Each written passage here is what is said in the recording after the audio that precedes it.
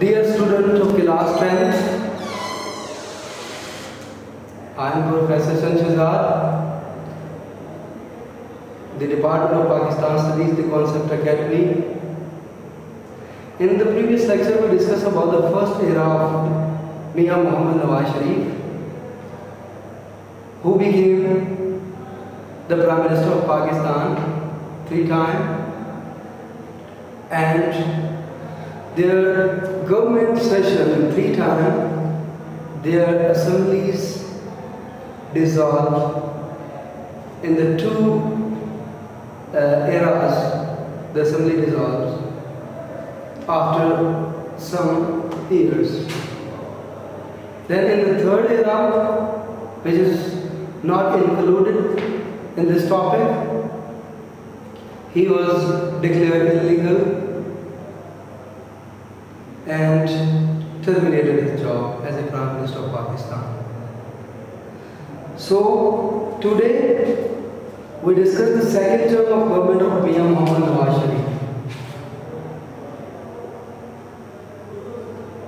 Second term of government of Mia Muhammad Nawaz Sharif.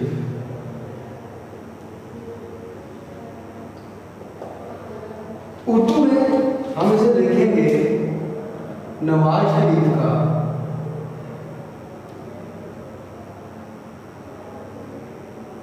मियां मोहम्मद नवाज शरीफ का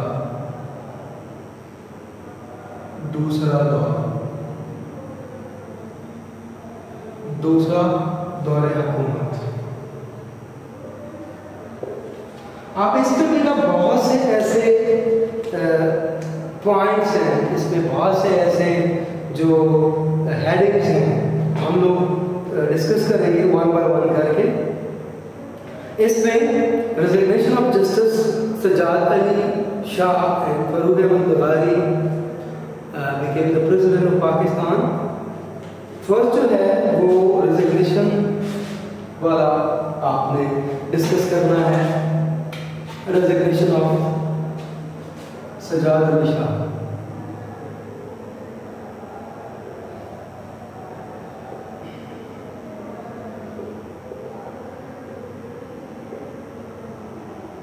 And Farooq Lagari became president of Pakistan, and इसमें ये हुआ था कि after 1 month of Mia Muhammad Nawaz Sharif, the differences developed between the Chief Justice of Pakistan Sajjad Ali Shah and Nawaz government. The confrontation so evolved, यानी इन दोनों के दरमियान पहले से कुछ मामलात अच्छे नहीं थे। Through army intervention, Justice had to resign from his office. The Justice had to resign. Justice ने अपने ओहदे से रिजाइन दे दिया है। प्रेसिडेंट ऑफ पाकिस्तान फारूक अहमद खान लगारी also resign from his presidency letter on. तो इसमें रिजिग्नेशन दोनों लोगों के हुए, सजाद अली शाह का and Farooq लगारी।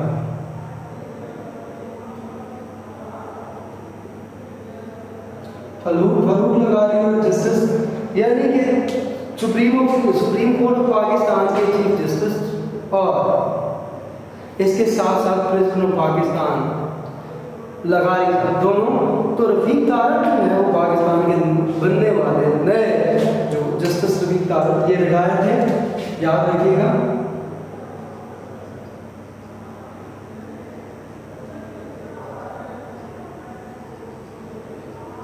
became the president of Pakistan in 1997 और इसके बाद जो है वो एक कर्ज उतारो मुल्क संवारो एक स्कीम शुरू की इन्होंने, रिटायरमेंट एंड डेवलपमेंट स्कीम, कर्ज उतारो मुल्क संवारो के हवाले से एक स्कीम शुरू की।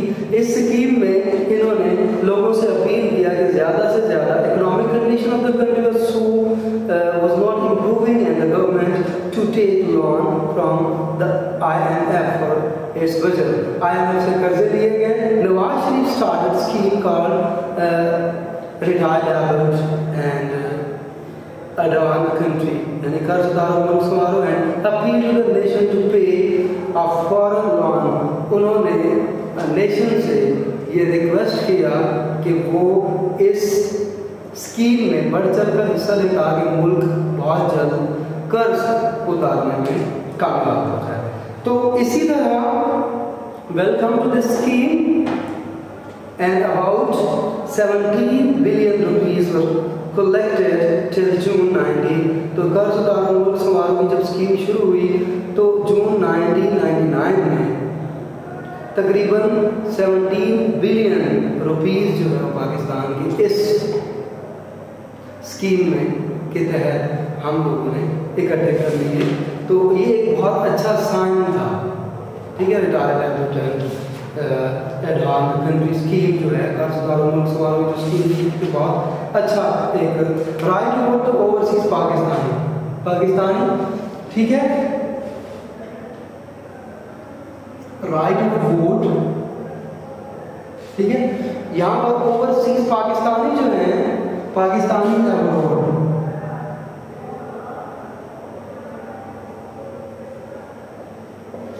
वो इससे पहले वो पाकिस्तानी जो अब्रॉड में रहते थे उनको ये हक हासिल नहीं था कि वो पाकिस्तान में पार्टिसिपेट करने वाली इलेक्शन में पार्टिसिपेट पॉलिटिकल पार्टी को अपना वोट कास्ट कर सके. लेकिन इन्होंने गवर्नमेंट ने उनको ये हक दिया कि वो इलेक्शन के दौरान अपना वोट किसी भी पॉलिटिकल पार्टी को कास्ट कर सकते हैं. रिस्ट्रिक्शन ऑफ फ्लोर क्रॉसिंग में 1973 की कॉन्स्टिट्यूशन में 14th अमेंडमेंट हुई थी. इसमें फ्लोर क्रॉसिंग में ये होता था कि एक बंदा जो है इस अमेंडमेंट में ये चीज़ जो वोट ऑफ कॉन्फिडेंस है उसमें कोई भी जो पॉलिटिकल लीडर है वो अपनी पार्टी को ही ऑन करेगा और किसी पार्टी को वोट कास्ट नहीं करेगा. तो फ्लोर क्रॉसिंग वायलेटर जो है उसको पार्टी से एक्सपेल कर दिया जाए. पहले ऐसा होता था कि अगर पाकिस्तान पीपल्स पार्टी का एमएलए है तो वो एमएलए किसी और भी पॉलिटिकल पार्टी को नेशनल असेंबली के अंदर वोट दे सकता है. लेकिन इस जो है restriction of the floor crossing में इन्होंने चौथी तरमीम करते हुए 1973 के कॉन्स्टिट्यूशन में उन्होंने ये कहा कि किसी भी पॉलिटिकल लीडर को जो भी एमएलए नॉमिनेट होता है लेकिन अगर वो जिस पॉलिटिकल पार्टी से पार्टिसिपेट करेगा इलेक्शन में वो ही has a right to vote specific political party. ये नहीं होगा कि वो नून लीग का है तो वो पीपीपी को देगा और जमात इस्लामी का है तो वो नून लीग को देगा या पीटीआई को देगा. ऐसा नहीं है. जो पॉलिटिकल पार्टी उसने ज्वाइन की है ही has to give its vote to the specific political party जो उसकी अपनी जाती पॉलिटिकल पार्टी है. उसके बाद नंबर नेक्स्ट जो इसमें है वो सेंसस 1998 वो भी इसी दौर में हुए. सेंसस 1998 में सेंसस हुए जिसमें पाकिस्तान की जो पॉपुलेशन है 14 करोड़ जिसमें मोर देन 50% पॉपुलेशन पंजाब की थी जो कि मतलब round about 13 crore according to this census में 13 करोड़ आबादी 13 से 14 करोड़ आबादी पाकिस्तान की डिक्लेयर हुई थी.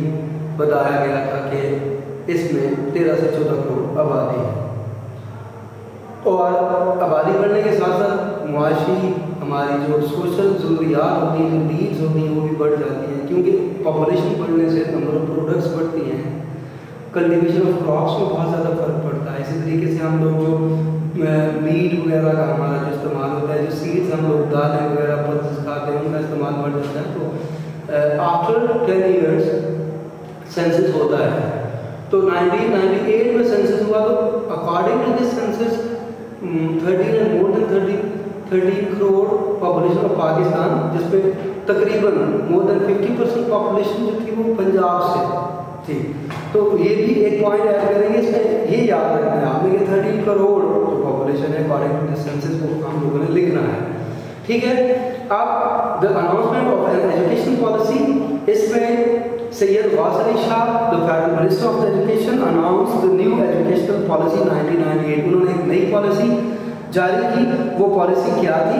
It was aimed at opening many academic institution, उनकी कोशिश ये थी कि नए बहुत से इदारे जो है वो, यानी कि प्राइवेट इदारों को बहुत ज़्यादा, इसमें प्राइवेट इदारों को बहुत ज़्यादा प्रोटोकॉल दिया गया, बहुत ज़्यादा इनकरेज किया गया। फिर लाहौर इस्लामाबाद मोटरवे का जो आगाज़ हुआ वो भी मियां मोहम्मद नवाज शरीफ के दौर में हुआ। तो Lahore motorway one of the longest motorway of the south Asia, ये साउथ एशिया का भी सबसे बड़ा प्रोजेक्ट है जो पाकिस्तान में है। Was a great achievement of Mian Mohammad Nawaz Sharif. It was planned in his first term. ये first term में plan हुआ था, second term में इसको complete कर दिया था, but was completed in the second term. Mian Mohammad Nawaz Sharif himself inaugurated the motorway in 1998. So 1998, Mian Mohammad Nawaz Sharif inaugurated motorway in 1998. It can become in as a multiple choice MCQs in your annual examination. ये आपके multiple choice के तौर पर भी ये question आ सकता है कि मोटरवे का इनॉग्रेशन मियां मोहम्मद नवाज शरीफ ने कब किया था। सो इस तरह की चीज़ें आप लोगों ने हाईलाइट करनी है, इस तरह की हाईलाइट पास रखें, या आप लोगों ने पेन रखा होगा तो पेन से उसको अंडरलाइन कर दें, क्योंकि ये इंपॉर्टेंट पॉइंट्स होते हैं, ये MCQs के तौर पे भी आ सकते हैं। To refer the class 58-2B from the Constitution 1973.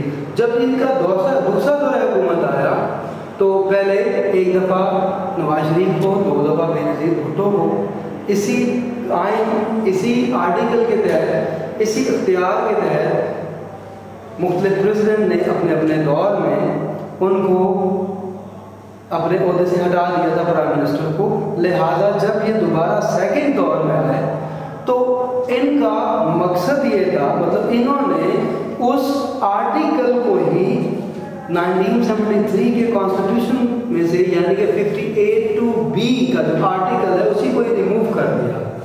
और इसको रिमूव करने के लिए आपको पता है कि इसमें जो 13th अमेंडमेंट हुई थी वो चाहिए, वो की इन्होंने। और किसी भी आर्टिकल में अमेंडमेंट करने के लिए, उसमें तरमीम करने के लिए, मैंने आपको पहले भी बताया था कि ये सेमी रिजिड कॉन्स्टिट्यूशन है, इसमें नेशनल असेंबली के साथ साथ सेनेट की भी अप्रूवल की जरूरत होती है, उसकी भी 2/3 मेजॉरिटी रिक्वायर होती है। तो चुनाचे इन्होंने अपोजिशन को अपने साथ में ला के 1998 में इसमें 13th अमेंडमेंट करते हुए इस क्लास को ख़त्म कर दिया 1973 के कॉन्स्टिट्यूशन में। फिर एटॉमिक ब्लास्ट 1998, इसमें बीजेपी की गवर्नमेंट थी। बीजेपी की गवर्नमेंट जब भी आई है, मुल्क में क्राइसिस डेवलप हुए हैं, बीजेपी की गवर्नमेंट जब दोबारा इलेक्शन इंडिया में कंडक्ट हुए, इलेक्शन होने थे, तो बीजेपी ने इंडियन पॉपुलेशन को खुश करने के लिए क्या किया, उन्होंने एटॉमिक ब्लास्ट किए। एटॉमिक ब्लास्ट करके उन्होंने वाह करवाई अपनी, और जब उसके बदले में पाकिस्तान ने भी अपना एटॉमिक पावर होने का सबूत दिया, जो कि 28 मई 1998 में हुआ था।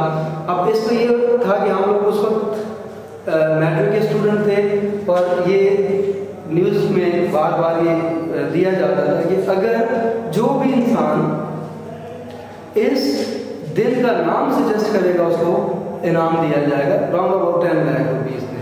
तो 10 लाख रुपया तो योम तकबीर नाम इसका डिसाइड हुआ था, योम तकबीर नाम। तो वो लोग जिन्होंने योम तकबीर नाम डिसाइड किया था उनको फिर बाद में वो इनामी पेमेंट रकम दी गई। फिर लाहौर डिक्लेरेशन है। अब इंडियन जो प्राइम मिनिस्टर अटल बिहारी वाजपेयी हैं, ही केम इन लाहौर, ठीक है, और एक गुडविल और पीस का एक मैसेज डिलीवर करने के लिए वो यहाँ पर आए। दोनों माले के दरमियान बहुत से मुआहदे साइन हुए, और साइन होने के बाद इस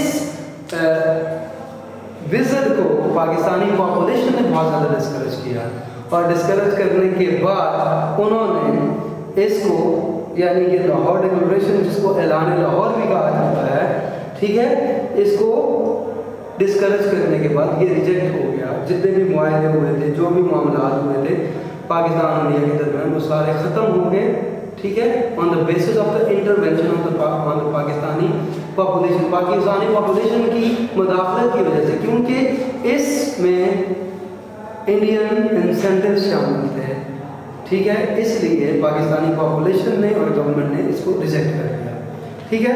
the entry of the army into वापडा, ठीक है, वापडा का शुरू से बहुत अरसा पहले भी वापडा में लोड शेडिंग या एनर्जी क्राइसिस पाकिस्तान में होता रहा है। तो 1999 में मियां मोहम्मद नवाज शरीफ ने ये इदारा आर्मी को दे दिया ताकि इसका रिजल्ट इम्प्रूव किया जा सके। So the result was so fruitful and encouraging when it was going in the headship of army के बाद, आर्मी के अंदर जाने के बाद वापडा में बहुत ज़्यादा तब्दीलियाँ और बहुत खुश आइंद तब्दीलियाँ जो हैं वो सामने आए। फिर कारगिल इन्वेजन 1999 में पाकिस्तानी मिलिट्री फोर्स ने कारगिल की पहाड़ी पर कब्जा कर लिया। एक war broke between Pakistan and India. So सदर Bill Clinton invited the both prime minister and signed ceasefire. It is the question number, short question number 2, Kargil invasion. इसको वाशिंगटन डिक्लेरेशन भी कहा जाता है। आपने इस पॉइंट को वाशिंगटन डिक्लेरेशन भी लिखना है, ठीक है। फिर रिमूवल ऑफ मियां मोहम्मद नवाज शरीफ जो सेकंड टाइम के इसमें जो है वो जनरल परवेज मुशर्रफ ने त्यारा हाईजैक केस में कि उनका त्यारा लैंड नहीं होने दिया। नवाज शरीफ ने अचानक न्यूज़ चैनल सारे बंद हो गए, टीवी बंद हो गया, जियो न्यूज़ बंद हो गया, ठीक है।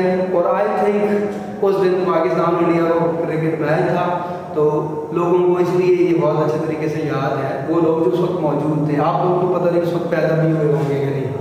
तो उस वक्त लोग मैच देख रहे थे, अचानक सारा मीडिया ख़त्म, रेडियो पाकिस्तान बंद। तो अचानक रात को 12 बजे टीवी ऑन किया, लोगों ने एक दूसरे को बताया कि भाई गवर्नमेंट चेंज हो गई है। 4th martial law impose Pakistani society, Pakistan में 4था मार्शल लॉ मुशर्रफ ने लगाया और नवाज शरीफ को त्यारा हाईजैक केस में मुल्क बदल कर दिया। और उसके बाद 10 साल खुद हुकूमत की 1998 से लेके 1998 और 99 से लेके फिर 2008 तक उन्होंने हुकूमत की 12 अक्टूबर 1999 में इन्होंने तख्त आगे संभाल लिया था। तो बेटा ये नवाज शरीफ का दूसरा दौर हुकूमत है। तो हम लोगों ने ये पूरा डिस्कस कर लिया है, हेडिंग्स मौजूद थी इसलिए मैंने आपसे वर्बली डिस्कशन की। इसके बावजूद भी आप लोगों को अगर कोई चीज़ समझ नहीं आई हो तो मुझसे डिस्कस कर लीजिएगा। अल्लाह हाफ़िज़।